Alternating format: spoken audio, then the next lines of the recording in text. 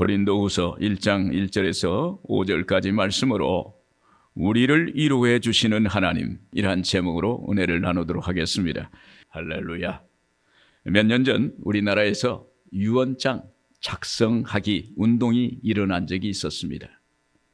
유언장을 작성한 분들의 이야기를 들어보면 유언장을 쓰려고 하니까 제일 먼저 자기의 옛날 일로 거슬러 올라가서 과거를 회상하게 되더라는 것입니다. 그때 비로소 지금까지 지내온 것이 하나님의 은혜였다고 깨닫게 됐다는 것입니다. 또한 자신이 아내에게, 남편에게, 자식들에게, 형제들에게 사랑을 다하지 못한 것을 용서를 빌고 이 세상에 못다한 사랑을 죽어서라도 기억하고 사랑하겠다는 표현으로 꼭 두 마디를 한다는 거예요. 사랑합니다. 미안합니다. 죽음이라는 절대 슬픔 앞에 서로 용서하고 용납한다는 것이 위로가 되는 것입니다. 순간 모든 상처와 아픔이 치유되는 것입니다. 이것이 위로가 갖는 힘이에요. 오늘 여러분들에게 하나님의 위로가 넘치기를 바랍니다. 바울 사도가 개척한 고린도 교회는 한때 바울이 전한 복음이 부인되고 이단 사설이 횡행해서 바울의 사도성까지 부인되기에 이르렀습니다. 그러다가 후에 성도들의 신앙이 회복되었다는 소식이 바울에게 들렸습니다. 그래서 바울 사도가 그들을 위로하기 위해서 쓴 기록이 고린도 후서입니다. 고린도 교회들에게 보낸 편지가 오늘 본문의 배경이 됩니다. 이 편지를 받은 많은 고린도 교회 성도들이 위로를 받고 하나님께 돌아왔던 것입니다.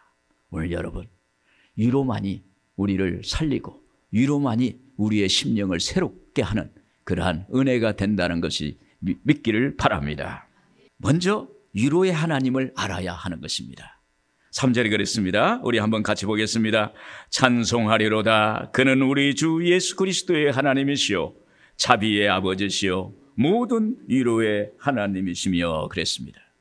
여기서 바울은 자기가 만나고 자기가 경험한 하나님을 말하는 것입니다.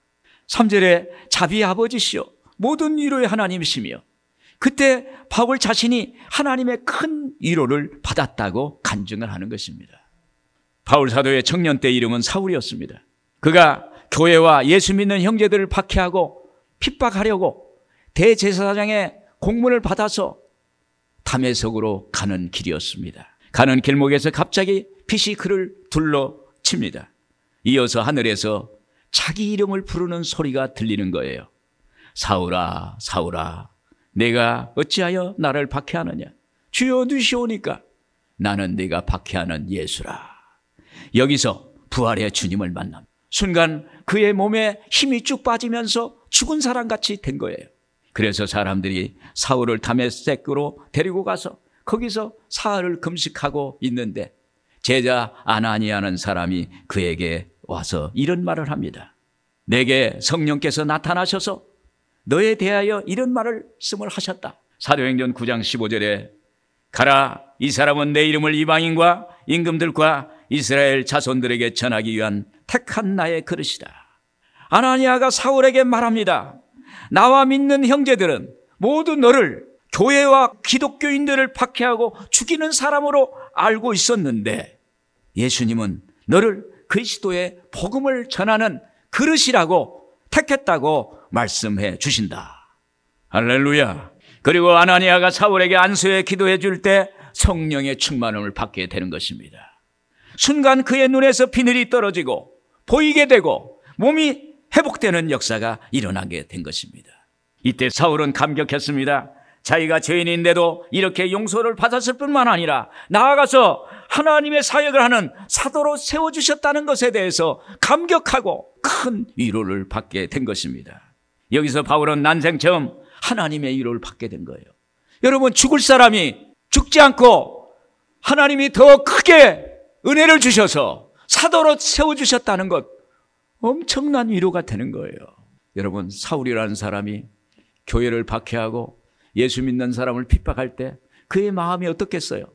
그것을 하는 그 행위 자체를 하면서도 그의 마음속에는 이게 아닌데 하면서 자아가 대립이 됐고 갈등을 느꼈을 거예요.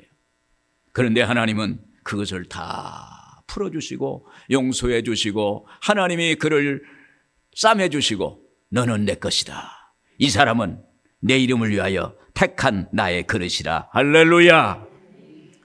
그래서 비로소 위로의 하나님을 만난 거예요. 하나님의 위로를 받았어요. 여러분, 위로는 우리의 마음을 어루만져 주는 것입니다. 그동안 지친 마음의 피곤을 풀어주는 겁니다. 위로는 삶의 위기에서 경직되고 차가워진 몸을 풀어주고 녹여주는 것입니다. 위로를 받으면 이웃에게 눈길이 가고 상대를 용납할 수 있는 마음의 여유를 갖게 되는 것입니다. 이것이 위로의 힘이에요. 오늘 여러분들에게 위로하는 힘이 있기를 주의 이름으로 축원을 드립니다. 하나님이 우리에게 위로하시는 방법은 함께라는 것입니다. 함께, 하나님의 함께함을 통해 우리를 위로해 주세요. 성경에 야곱이라는 인물이 나옵니다. 그는 하나님의 말씀을 믿고 말씀대로 살려고 노력했던 사람입니다. 그런데 어느 날 야곱은 형에서의 장자권과 축복권을 가로챘습니다. 이 일로 그는 외삼촌 라반의 집으로 도망가야 하는 신사가 되었어요. 광야를 홀로 걸어가야 하는 삶이 되었습니다. 그렇게 걸어가다가 베델이라는 곳에서 돌베기를 하고 피곤한 몸을 땅에 눕힙니다. 그때 그의 꿈에 하나님의 사자가 나타나서 사닥다리를 타고 오르락 내리락 하는 거예요. 창세기 28장 13절에서 말씀합니다. 나는 야훼니 너희 조부 아브라함의 하나님이요 이삭의 하나님이라. 내가 누워있는 땅을 내가 너와 내 자손에게 주리니 내가 너와 함께 있어 내가 어디로 가든지 너를 지키며 너를 이끌어 이 땅으로 돌아오게 할지라. 내가 내게 허락한 것을 다 이루기까지 너를 떠나지 아니하리라. 할렐루야. 야곱은 절대 절망의 순간에 하나님의 그의 꿈속에 나타나셔서 내가 너와 함께 하겠다. 내가 어디로 가든지 너를 지키면 너를 도와주겠다. 내가 너를 떠나지 아니하리라. 이 약속의 말씀이 지칠 대로 지친 야곱에게 한없는 위로가 된 줄로 믿습니다. 여기서 그는 위로의 하나님을 만난 겁니다. 하나님은 오늘 또 지쳐있는 우리에게 위로의 영으로 찾아오세요. 오늘 우리가 힘이 없고 고통 가운데 있는 사람에게 위로의 말씀으로 찾아오시는 거예요. 그러면서 우리와 함께 하세요. 여러분, 하나님이 우리와 함께 하시면 그 자체가 위로가 되는 거예요. 이사야서 66장 13절에 그랬습니다. 어머니가 자식을 위로함같이 내가 너희를 위로할 것인즉 너희가 예루살렘에서 위로를 받으리니. 여러분, 지금 어렵다고 느껴지십니까? 일이 안 된다고 생각이 됩니까? 마음이 아프고 고통스럽습니까? 하나님이 주시는 위로를 받으시길 바랍니다. 하나님의 위로를 경험하길 바랍니다. 하나님의 위로로 일어나세요. 오직 하나님의 위로만이 진정한 힘이 되고 위로가 되는 것입니다. 하나님은 위로의 하나님이세요. 고난과 고통 중에 있는 사람을 위로하시는 하나님입니다. 무거운 짐을 지고 힘들어하는 사람을 위로하시는 하나님입니다. 질병으로 고통받는 이에게 치료를 주시는 위로의 하나님이십니다. 눌려있고 갇혀있는 사람을 자유와 해방을 주시는 하나님이세요. 오늘 위로자 하나님과 함께하는 여러분들 되기를 주의 이름으로 축원을 드립니다. 그리고 우리가 위로의 하나님을 알게 되면 우리가 위로받아야 할 이유가 있음을 알게 되는 거예요. 4절에 같이 한번 읽겠습니다. 우리의 모든 환난 중에서 우리를 위로하사 우리로 하여금 하나님께 받는 위로로서 모든 환난 중에 있는 자들을 능히 위로하게 하시는 이시로다. 이 세상은 아담과 하와 이후로 사탄 마귀에 넘겨졌습니다. 그래서 우리는 이 땅에 살아가면서 영원히 죽고 범사가 안 되고 질병으로 고통당하는 것입니다. 이에 하나님은 우리가 하나님의 자녀로서 하나님의 형상으로서 회복되기를 원한다는 것입니다. 그래서 하나님은 우리에게 위로를 주시기를 원하세요. 이사야서 40장 1절에 보면 너희 하나님이 이르시되 너희는 위로하라. 내 백성을 위로하라. 너희는 예루살렘의 마음에 닿도록 말하며 그것에 외치라. 이 말씀은 하나님이 이사야 선지자에게 내 백성을 위로하라는 말씀이에요. 그러므로 우리는 위로받을 권리가 있는 거예요. 이때 이스라엘은 어떤 상황이었을까요? 그들은 바벨론의 포로로 잡혀갔습니다. 그래서 고통당하고 있습니다. 자유가 없습니다. 재산도 없습니다. 그들이 누리고자 하는 것은 아무것도 없는 거예요. 그런 상황입니다. 또 말씀합니다. 너희는 예루살렘의 마음에 닿도록 말하며 외치라는 것입니다. 이 말씀은 이스라엘에게 하나님이 바벨론 원수를 쳐부수고 해방을 시켜주신다는 말씀이에요. 포로가 자유인이 된다는 것입니다. 잃어버린 땅을 회복한다는 거예요. 우리의 삶이 훼손되고 파손된 것이 회복된다는 것입니다. 내 속에 하나님의 나라가 회복된다는 말씀입니다. 여러분에게 참 위로가 되는 말씀이 되기를 주의 이름으로 축원을 드립니다. 위대한 사도 바울도 하나님의 사역을 하면서 수많은 어려움과 고난을 당했습니다. 그 어느 때는 맞기도 하고 어느 때는 고통을 당하게 하고 어느 때는 모욕과 무시를 당하기도 했습니다. 그때마다 하나님이 그를 위로해 주시고 새 힘을 공급해 주심으로 세계 선교 사역을 이룰 수가 있었던 것입니다. 그는 온갖 환난을 당했을 때 하나님의 구체적이고 섬세한 위로를 받았다고 이렇게 간증합니다. 4절에 공동번역 개정판을 보면 우리가 어떤 환난을 당하더라도 위로해 주시는 분이십니다. 따라서 그와 같이 하나님의 위로를 받는 우리는 온갖 환난을 당하는 다른 사람들을 또한 위로해 줄 수가 있습니다. 이것이 우리가 위로받아야 할 진짜 이유입니다. 우리가 위로를 받아야 다른 사람을 참마음으로 위로해 줄 수 있기 때문입니다. 또 여러분, 우리는 질병의 포로로 살아갑니다. 그러나 하나님이 질병을 고쳐주신다고 말씀하십니다. 베드로전서 2장 24절에 그가 채찍에 맞음으로 너희는 나음을 얻었나니. 이 치유의 말씀을 들 때 위로가 되고 힘이 되는 것입니다. 이 말씀이 생명이 될 줄로 믿습니다. 이 말씀이 기적이 될 줄로 믿습니다. 너에게 말하는 살리는 것은 여기니 육은 무익하니라. 내가 너에게 이르는 말은 영이요 생명이라고 그랬어요. 오늘 말씀이 생명이 되는 역사가 있게 될 줄로 믿습니다. 연탄길이라는 소설로 베스트셀러 작가가 된 이철환 작가는 소설을 쓰면서 너무 힘이 들어서 너무 스트레스를 받아서 이명증을 얻었다고 합니다. 귀에서 쇠를 깎는 소리가 쉴 틈 없이 들려올 때 그는 미칠 것 같은 고통을 받았답니다. 그래도 주일이 되면 교회에 나가서 하나님께 예배를 드렸습니다. 예수님이 수많은 병자를 고치시고 오늘날로 말씀으로 병을 고친다는 말씀을 믿었습니다.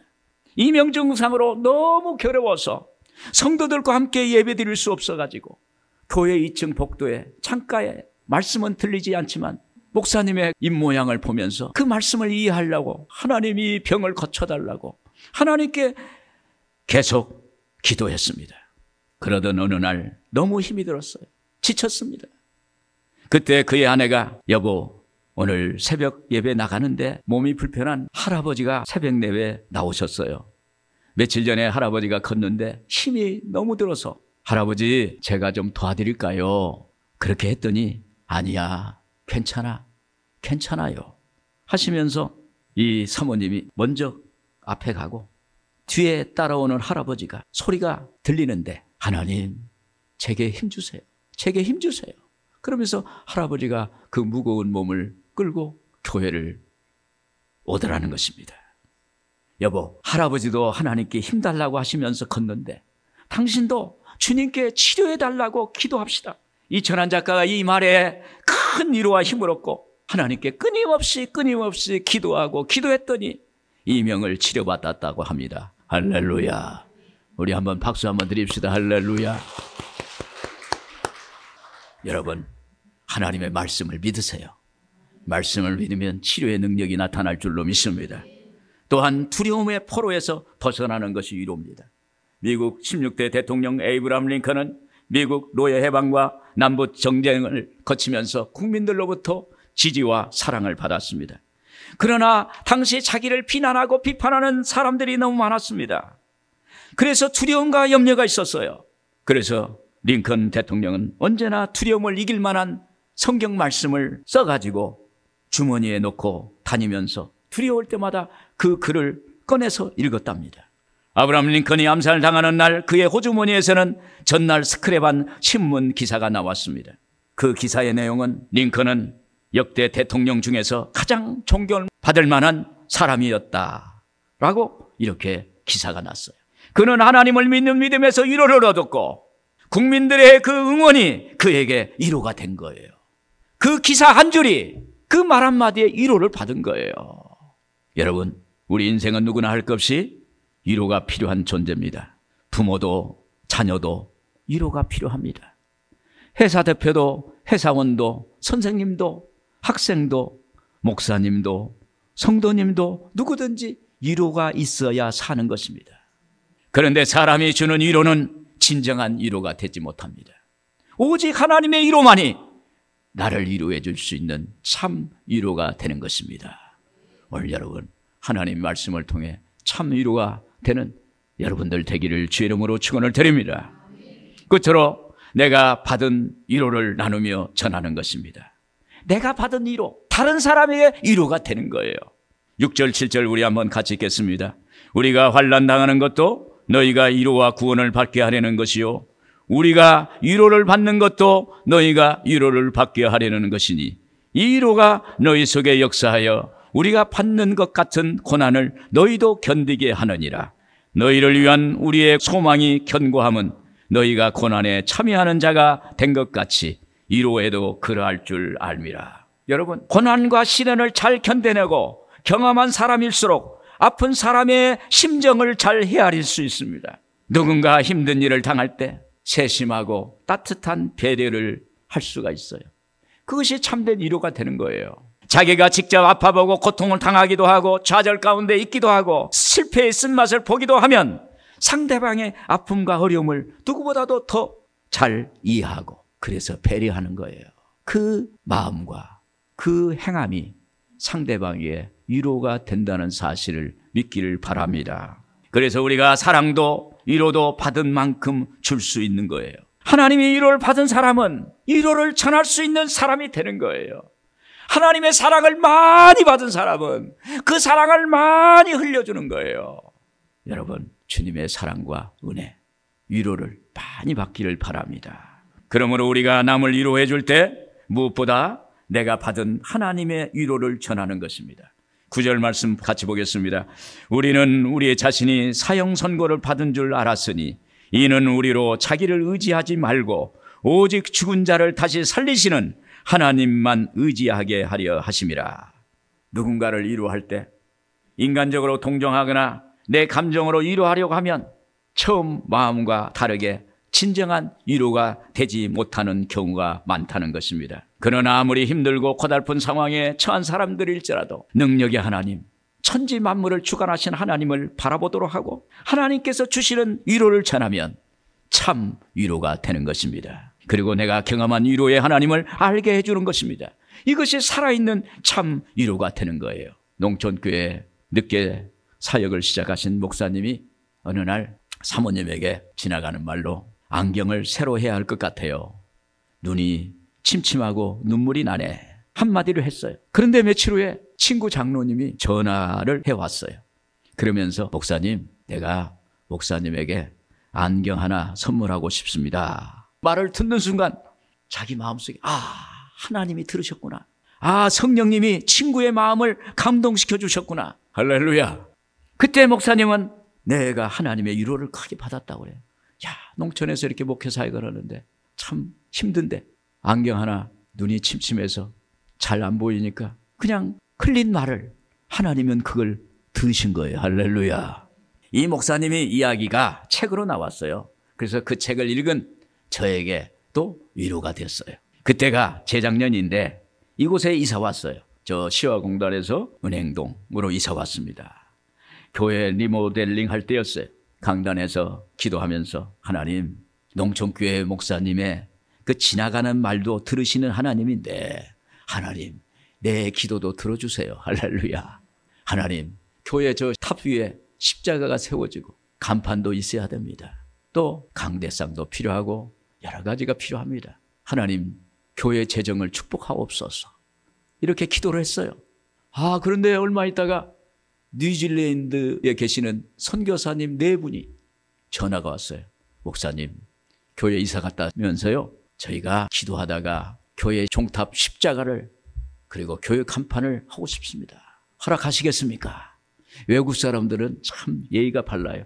뭘 해도 하겠다고 하는 게 아니에요. 허락해 주시겠습니까? 그래서 제가 허락했어요. 할렐루야. 그래서 지금 여러분 십자가 탑이 그 3m 이상이 되는 거예요. 그리고 굵기가 이 정도, 이거 한 30, 40이 가게요. 그래서 굉장히 큰 것이 지금 올라갔어요. 그다음에 간판이 있고, 하나님의 위로가 넘쳐서 저에게도 은혜가 되고 하나님이 응답하심으로 위로를 받게 된 줄로 믿습니다. 여러분, 받은 은혜 나누시면 생각지 못한 곳에서 위로가 있다는 사실을 믿기를 바랍니다. 또한 참된 위로는 기도해 주는 겁니다. 성경에 말하는 위로의 또 다른 본질은 기도로 돕는 것입니다. 우리가 할 수 있는 최고의 위로 중에 위로가 기도예요. 중보기도입니다. 11절 쉬운 성경에 보면 여러분은 기도로 우리를 도와주십시오. 그러면 많은 사람들의 기도에 대한 응답으로 우리가 받게 될 은총을 두고 많은 사람이 우리 때문에 하나님께 감사를 드리게 될 것입니다. 한마디로 기도로 도와주세요라는 거예요. 헬라어로 말하면 함께 기도로 도와주십시오. 중보 기도를 요청한 거예요. 여러분, 누군가 도울 때 함께 그를 위해서 기도해 드리는 것만큼 좋은 것이 없습니다. 기도만큼 더 좋은 것이 없어요. 나를 위해서 누군가 기도한다. 누군가 나를 위해서 기도하네.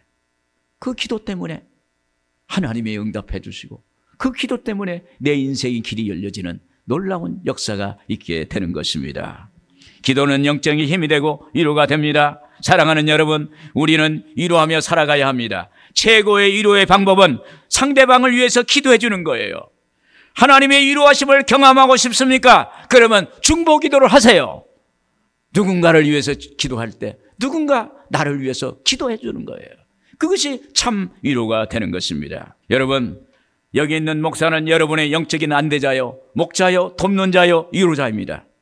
저는 여러분을 위해서 말씀과 기도로 각자에게 위로와 힘이 되도록 말씀을 하나님께 받아서 여러분에게 전해 드리는 거예요.